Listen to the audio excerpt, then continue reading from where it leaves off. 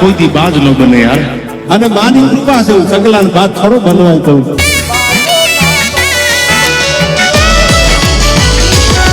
કોણ ગોલી ઓબડી લેજે કહું છું તને કોણ ગોલી ઓબડી લેજે કહું છું તને